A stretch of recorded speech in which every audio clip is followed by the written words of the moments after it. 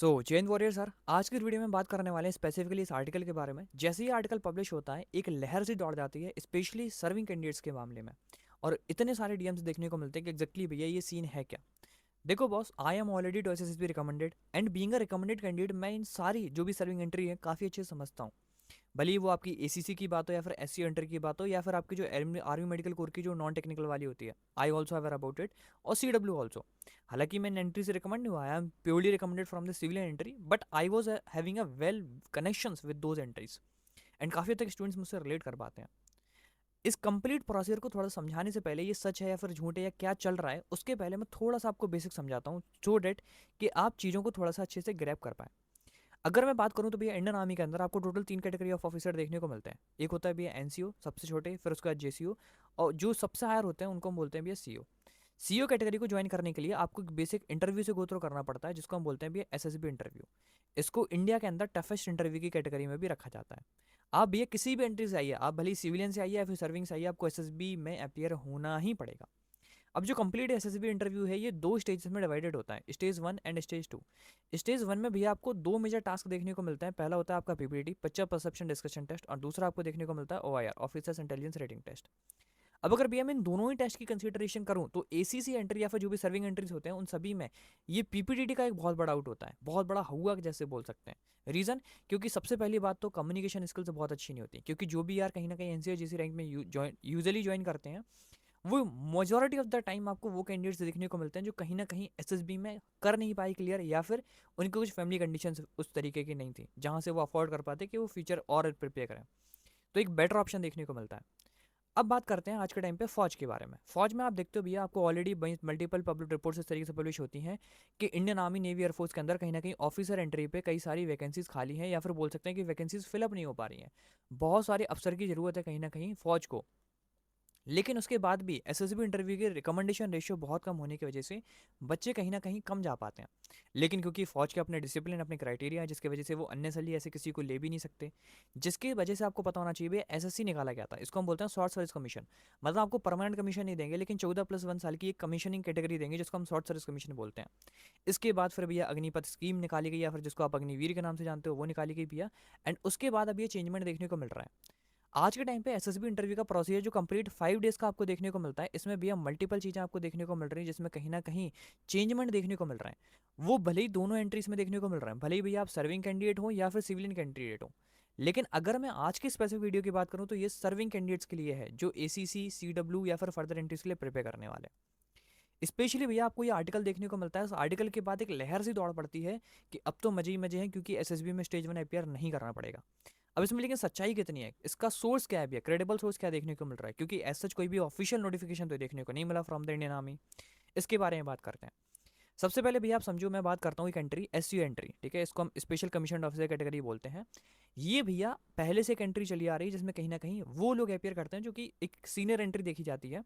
इसमें वो सारे लोग अपियर करते हैं जो ऑलरेडी मैरिड हो चुके होते हैं, इनके साथ उनके कहीं ना कहीं बच्चे भी हो चुके होते हैं। उसके बाद भी अगर वो कहीं ना कहीं भारतीय सेना में अगर कहीं ना कहीं अफसर काडर को ज्वाइन करना चाहते हैं, तो ये भैया उनके पास एक ऑप्शन हमेशा अवेलेबल होता है। एसयू उसके बाद भी एक एंट्री होती है, ठीक है। अगर मैं भैया एससी एंट्री की बात करूं तो इस एससी एंट्री में इनिशियली एसएसबी स्क्रीनिंग वाले कुछ बोर्ड ऐसे थे जो कहीं ना कहीं कराते थे, बट ग्रेजुअली उन्होंने एसएसबी स्क्रीन का फेज आउट कर दिया था। मतलब इसमें स्टेज 1 होता ही नहीं था पहले से। आज कोई नई बात नहीं है ये भैया ऑलरेडी पहले से नहीं होता था। डायरेक्टली आप स्टेज 2 पे मूव करते थे, जिसमें आपको साइकोलॉजी देखने को मिलता था भैया, आपका साइक टेस्ट, आपको आपका जीटीओ देखने को मिलता था, आपको आपका इंटरव्यू देखने को मिलता था, जो पर्सनल इंटरव्यू होता है, और आपको आपका कॉन्फ्रेंस देखने को मिलता था। इन 4 टास्क कभी तब भी कंसीडर किए जाते थे। मतलब ये पहले से जो आप आज सुन रहे हो ना कि भी स्क्रीन प्रोसीजर फेस नहीं करना पड़ेगा, ये ऑलरेडी एसयू एंट्री में अभी तक चल ही नहीं रहा था। जो भी स्टूडेंट्स मुझसे कनेक्टेड हैं और द्वारा स्टूडेंट्स ऑफ द कैडेट साथी बैच, वो भी भैया कहीं ना कहीं स्क्रीनिंग फेस नहीं किया उन्होंने। डन। अब ये बात क्लियर होगी। इसके बाद आपको समझना होगा एसीसी एंट्री को। अब देखो, अगर मैं एसीसी एंट्री की बात करूं, जिसके बारे में मेनली जो चर्चा चल रही है, एसीसी एंट्री में भी दो बाइफर्केशन देखने को मिलते हैं। एक है भैया 10+2, और दूसरी देखने को मिलती है आपको ग्रेजुएट। जो 10+2 है, ये काफ़ी हद तक आपको एनडीए के पैरेलल देखने को मिलेगी, जिस तरीके से जो भी एनडीए एंट्रीज होती हैं या फिर 10+2 एंट्रीज होती हैं, एनडीए हो गया, टीएस हो गया, नेवीटेक हो गया, कुछ वैसा सीन। अगर मैं इस एंट्री की बात करूं तो आपको 3 साल की कुछ लोकल मतलब 3 साल की आपकी बेसिक ट्रेनिंग होती है, फिर 1 साल का स्पेशलाइजेशन। एसीसी में भी सेम देखने को मिलता था, ग्रेजुएशन में भी सेम था, जो कहीं ना कहीं टाइम को काफ़ी हद तक एक्सीड कर देता था। इस वजह से इसमें चेंजमेंट किए गए हैं। किस में? स्पेशली ग्रेजुएशन एंट्री में। याद रखना, इस वाली एंट्री में अभी तक कोई भी चेंजमेंट नहीं है। मतलब जो भी 10+2 वाले हैं भैया, अभी भी आपको स्क्रीन फेस करना पड़ेगा, अभी भी आपकी ट्रेनिंग 4 साल की ही है। But as per this article, ये आर्टिकल याद रखना बॉस, मैं लास्ट में ये बताऊंगा ये सच्चाई है या फिर नहीं, एग्जैक्टली ट्रू क्या है, क्योंकि एससी एंट्री में तो ऑलरेडी स्क्रीन प्रोसीजर नहीं होता, लेकिन एसीसी का क्या है आप इसको कंप्लीटली पढ़ सकते हो, ठीक है, मैं टेलीग्राम पे प्रोवाइड कर दूंगा। बाकी आप देख पाएंगे तो भैया आराम से यहाँ पे देखने को मिलेगा। आप यहाँ पे देख पाएंगे जो एसएसबी पास करते हैं कैंडिडेट, मतलब एसएसबी पास करना होता है अगर आप जाते हैं, तो आपको जो आर्मी कैडेट कॉलेज एंट्री देखने को मिलती है, एसीसी एंट्री देहरादून में, इसकी ट्रेनिंग होती है पहले 12 साल की। उससे पहले 12वीं पास जवान और ग्रेजुएट जवानों की 4 साल की ट्रेनिंग होती थी, जो कि एसीसी में मैंने आपको बताया 2 कैटेगरीज देखने को मिलती हैं। 3 साल एसीसी और 1 साल आईएमए में देहरादून में हुआ करती थी। डन। अब भैया इसमें थोड़े से चेंजमेंट किए गए हैं। अब चेंजमेंट में क्या किए गए हैं आप देख पा रहे हैं कि अब भैया 4 नहीं सिर्फ 1.5 साल की होगी ट्रेनिंग। और ये एग्जैक्टली किसके लिए है? ये सिर्फ ग्रेजुएट वालों के लिए है।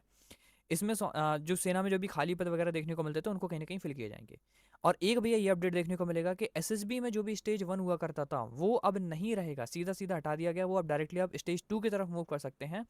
वो भी कैसे देखने को मिलेगा? जो भी नायक होते हैं, हवलदार होते हैं, अगेन एनसीयू एंट्री हो या फिर आपकी जेसीयू एंट्री देखने को मिले। कमीशनड स्पेशल लिस्ट जो देखने को मिलती है, एक स्पेशल कैटेगरी है ये। डन। परमानेंट जो आपको देखने को मिलती है, परमानेंट कमीशन स्पेशल लिस्ट, इसका फुल इसको ऐसे बोलते हैं ना, परमानेंट कमीशन स्पेशल लिस्ट, ठीक है, पीसीएसएल इसको बोलते हैं। और भी ये रही आपकी स्पेशल कमीशन ऑफिसर कैटेगरी, जिसको हम बोलते हैं भैया एससीओ एंट्री। ये दोनों ही एंट्रीज आपको हायर एंट्रीज देखने को मिलती हैं। एसी से ये बड़ी एंट्री है, ठीक है, एसी से बड़ी इन द सेंस कि इसमें बड़े जो एज के लोग होते हैं वो अपेयर करते हैं, अगर उनके पास अभी भी फौज में, मतलब फौज आपको हमेशा मौका देती है, आप अफसर बन सकते हैं। तो कुछ वैसा सीन देखने को मिलता है इन दोनों एंट्रीज में। एसीसी एंट्री में भी अब ऐसा ही होने लगा, जहां पे जिस तरीके से एससीओ एंट्री में पहले आपको कहीं ना कहीं स्क्रीन प्रोसीजर देखने को नहीं मिलता था, अब एसीसी में अगर आप ग्रेजुएट एंट्री के लिए जाते हो तो भैया आपको सेम चीज़ देखनी होगी कि अब आपको दोबारा से स्क्रीन प्रोसीजर में नहीं जाना होगा। ये आर्टिकल भैया क्लेम करता है, ठीक है, ये आप देख पाएंगे यहाँ पे लिखा है डेट इज कि भैया कहीं ना कहीं इनके लिए एसएसबी का स्टेज 1 हटा दिया गया और ये सीधे स्टेज 2 में पहुंच सकते हैं। ये आर्टिकल पब्लिश होता है। अब दिक्कत ये आ रही थी, बहुत सारे स्टूडेंट्स ये पूछ रहे थे भैया क्रेडिबिलिटी कितनी है सोर्स की, क्योंकि ये न्यूज़पेपर में पब्लिश हुआ। मैंने भी यार काफ़ी हद तक, अगर मैं अपनी रिसर्च बताऊं तो मैंने भी काफ़ी हद तक इसको सर्च किया, पूरे मैंने सोशल मीडिया पे देख मारा, मेरे को ऑलमोस्ट 2 से 3 सोर्स मिले जो ट्रस्टेड आप मान सकते हो। लेकिन उसके बाद भी अगर आप देखोगे तो कहीं पर भी आपको कोई भी आर्टिकल रिसेंट देखने को नहीं मिलेगा, सिर्फ इसको छोड़ के। ये भैया है आपका नव भारत टाइम्स का एक इस रिसेंट आर्टिकल जो कहीं ना कहीं इसको पब्लिश करता है। और एक्जैक्टली जो आप ये आर्टिकल देख पा रहे हो ना, एक्जैक्टली सेम ही लैंग्वेज लिखी गई है इस आर्टिकल के अंदर भी।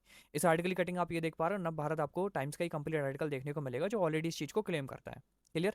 इसके अलावा एक और क्रेडिबल सोर्स है जो आप ये देख पाएंगे, जो आपको कड़क देखने को मिलेगा भैया, ये आपको एक बोल सकते हैं कि वीडियो मैगजीन्स के थ्रू कहीं ना कहीं चीज़ों को समझाने का एक काफ़ी अच्छा चैनल है, बड़ा चैनल देखने को मिलेगा। डन। एंड ये भी भैया इस तरीके का एक वीडियो पब्लिश करता है, क्लियर है, जो एक्जैक्टली सेम काइंड ऑफ चीज़ों को रिवील करते हैं।